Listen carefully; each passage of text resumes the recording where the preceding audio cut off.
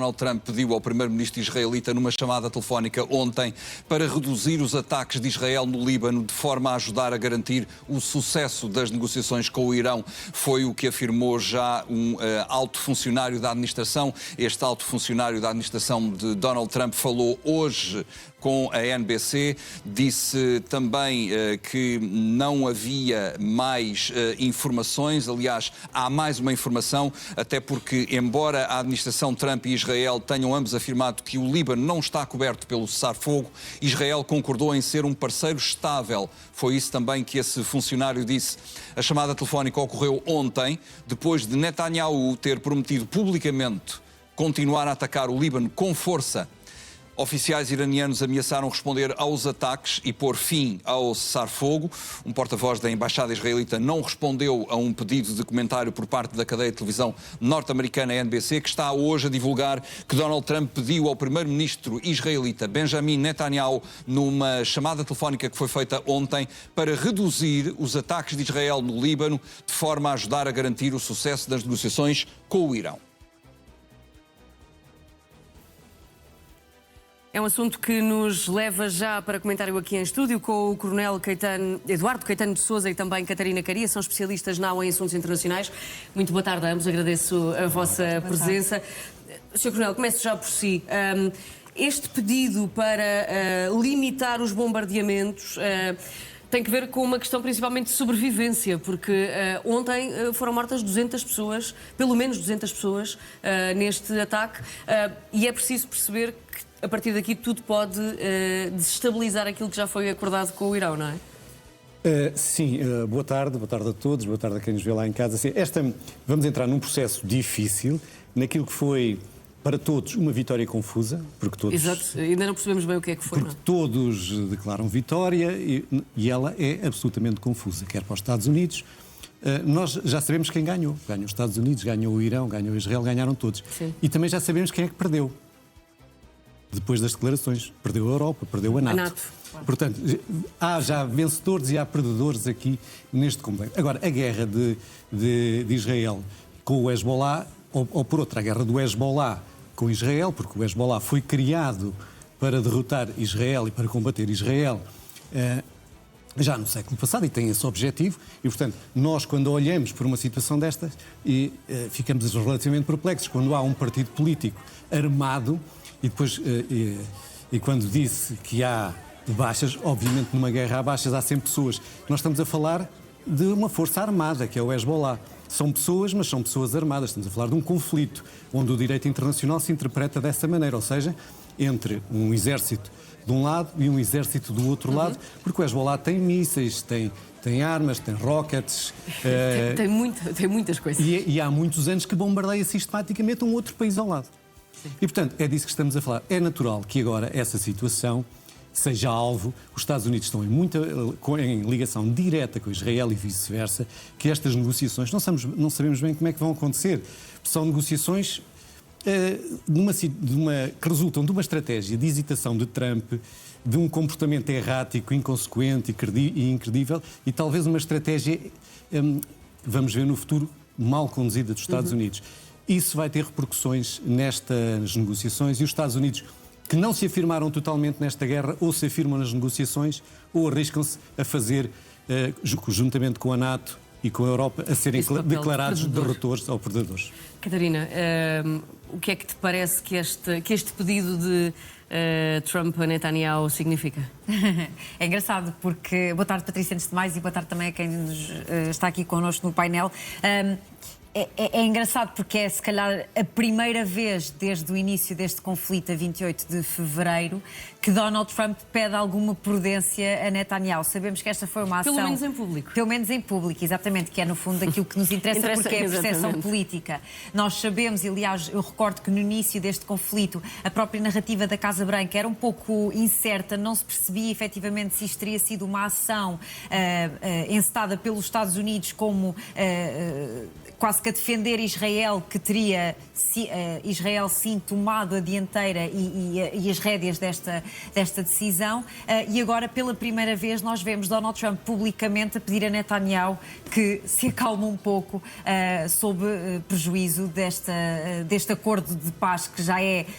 deste cessar-fogo, que nem sequer é um acordo de paz e que já é por si só extremamente frágil, não tenha sequer condições para avançar. Novidades agora mesmo. O primeiro-ministro Benjamin Netanyahu anunciou hoje que instruiu o seu gabinete para iniciar negociações diretas para um cessar-fogo com o Líbano o mais depressa possível. De acordo com Netanyahu, as conversações vão se focar no desarmamento do Hezbollah e no estabelecimento de relações pacíficas entre Israel e o Líbano. Lembrar também que a decisão surge após os Estados Unidos e o Irão terem alcançado uma trégua temporária e antes das conversações de paz que estão agendadas para este fim de semana no Paquistão, em Islamabad. Este anúncio de Israel seguiu-se a um pedido direto do presidente dos Estados Unidos, Donald Trump, para que Israel reduzisse a intensidade dos bombardeamentos no Líbano, de forma a garantir o sucesso do processo de paz com o Irão. Paulo, ia pedir-te a opinião sobre o anterior alerta do Francisco, mas este mais recente. Este cessar-fogo, este pedido de Netanyahu é mesmo para levar a sério? Não, ver para crer. Aliás, quer o anterior cessar-fogo, quer agora esta negociação, é ver para crer. Eu ainda não percebi muito bem como é que se vai fazer o outro cessar-fogo, como é que se vai serão dois, não é? A acontecer serão dois. Exatamente. Como é que essas... Porque nós não sabemos exatamente o que é que está em cima da mesa. Porque se o que está em cima da mesa é aquilo que o Irão diz, parece-me óbvio que quem sai vitorioso nesta guerra seria o Irão, por aquilo que está naqueles 10 pontos. Relativamente aqui, há algum problema que é desarmar o Hezbollah. Eu não acredito, naturalmente, que vão desarmar o Hezbollah. Exatamente, não. que essa cedência aconteça. Portanto, não é? vamos ver. Os sinais são bons porque há pelo menos sinais de paz, não é? Agora, eu pelo tenho menos muitas há vontade dúvidas. de... Sim, há vontade, mas eu tenho muitas dúvidas que, sobretudo aqui, tu repara, vai negociar com quem em concreto?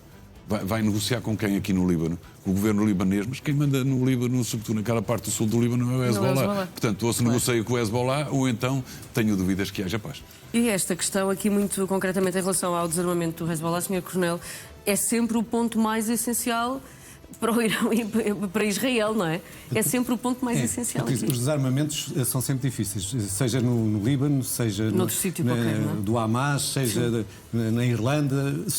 É sempre um processo absolutamente complicado, leva anos e anos e anos a fazer. Óbvio, o Líbano é uma situação muito complexa. O Líbano está dividido em 3 ou 4 partes, é um governo muito fragilizado, sempre teve. O Hezbollah depende muito do Irão. O Hezbollah é a procuração que o Irão faz da guerra dele contra Israel. E, portanto, se o Irão aceitar naquela primeira negociação que estamos a falar, que não sabemos como é que vai decorrer, alguma coisa que tenha a ver com o Líbano, ou que tenha a ver com a paz no Líbano, influencia diretamente os seus proxies, como se costuma dizer. Porque o Hezbollah está... A estratégia de Israel tem sido conquistar terreno e tirar as populações do Sul como castigo para o Hezbollah. Ou seja, o Hezbollah continua a guerra, mas a população do Sul também é castigada porque tem que fugir para Beirute e para outras regiões. Mas o Líbano, desde que nasceu, é um problema. Desde que é país, é um problema. E tem sempre, claro, o apoio da França de um lado, do Reino Unido do outro. Mas é um problema. Vamos ver agora. Só para terminar e dizer uma coisa. Eu julgo, esta é a minha interpretação e vale o que vale e é única. Está bem que houve um telefonema, eu julgo que há um telefonema, terá havido um telefonema, mas eu julgo que isto estava tudo já muito articulado. Ou seja, foi tudo muito rápido. Os 2 ataques que Israel fez, já não sei quantos ataques em 10 minutos, se foram 100, se foram 1000. Portanto, foram 100 alvos. Em 10 minutos. 100 alvos foram tão já preparados, ou seja, vamos atacar agora nestes 2 dias antes de parar os ataques, ou seja, estavam já todos preparados, todos combinados com os Estados Unidos, ou seja, aproveitar esta janela de oportunidade e obrigar até o Irão a ter aqui a fazer alguma cedência.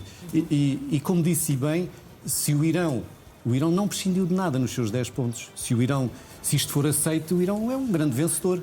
Além disso, ainda tem mais o nó górdio, que é do estreito, que ninguém pensava. Que era um estreito livre e que eles agora querem deixar. Portanto, só que eu não acredito que isso vá acontecer assim, porque isso seria então, para Donald Trump, seria quase o fim da sua carreira, digo eu, porque a predominância dos Estados Unidos como superpotência, como grande potência na região, e além disso, quem implora mais que esta guerra tenha outro desenlace não é a Europa, que a Europa diz que não tem nada a ver com isto. Não, é os países árabes. Todos os países árabes imploram que os Estados Unidos deem garantias de segurança, não deem nenhum espaço ao Irão, e são todos os países árabes, sem exceção, que pedem isso. E pronto. E, portanto, e por isso está tudo num impasse. Num impasse, não sei se estará a questão da NATO, ou pelo menos sabemos o que é que Donald Trump pensa sobre a NATO, sabemos já o que é que Marco Rutte disse também esta tarde, que a NATO não está a morrer, está a reorganizar-se, mas só esta assunção de a NATO está a reorganizar-se, isto quer dizer o quê? É um período de transição. Aliás, Marco Rutte diz isso, que a NATO está num período de transição. Bom, de onde para onde? Claramente de uma dependência e de uma aproximação enorme a Washington para um momento de dúvida. Mas Marco Rutte mantém sempre uma posição que eu acho que é para a NATO um pouco humilhante, de bajulação a Donald Trump. Voltou a referir que, de facto, foram os Estados Unidos, e têm sido os Estados Unidos que ao longo destes últimos meses têm, de certa maneira, galvanizado a NATO, exigido mais dos seus Estados-membros, ainda que tenha feito referência... E insistem nesse investimento de defesa. Certo, e ainda que Marco Rutte tenha feito referência em defesa dos Estados-membros da NATO, de que, efetivamente, nesta guerra no Irão, embora não haja confronto direto dos países da NATO, há partilha de intelligence, há, inclusive, a cedência de bases militares para esse tipo de operações, como sabemos e bem, e, portanto, nesse sentido, é querer realçar a importância da NATO. Mas, de facto, a NATO sem os Estados Unidos não faz sentido, e eu acho que é nesse sentido que Marco Rutte diz que a NATO está a reorganizar-se e a tentar perceber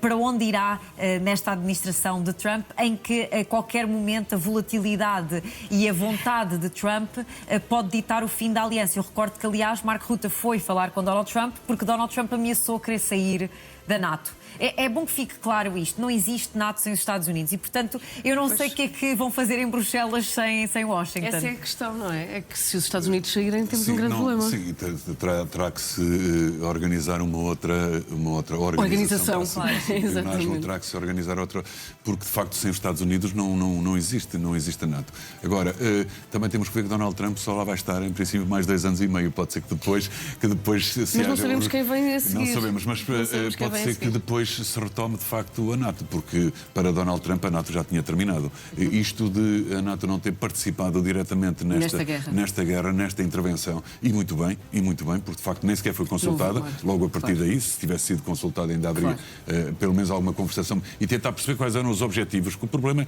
é que nós nunca percebemos quais. Nós, se nos recordarmos do início desta guerra, os 2 objetivos estão completamente falhados, que era o fim do regime dos Ayatollah, eles continuam lá, e era a capacidade nuclear do Irão, que afinal continuam lá com os tais 400 e tal quilos de urânio enriquecido a 60%. E continua a enriquecer, que o resto é um dos pontos que é um dos pontos, exatamente, os 10 pontos que o Irão. Ou seja, falhou completamente os 2 objetivos. Ora, e depois pediu para se ir fazer a segurança dos petroleiros no Estreito de Hormuz. Mas quem é que ia fazer a segurança no Estreito de Hormuz, ali em 30 km de água? Era impossível. Aliás, era impossível, não é possível. E também dizer, o Estreito de Hormuz não reabriu.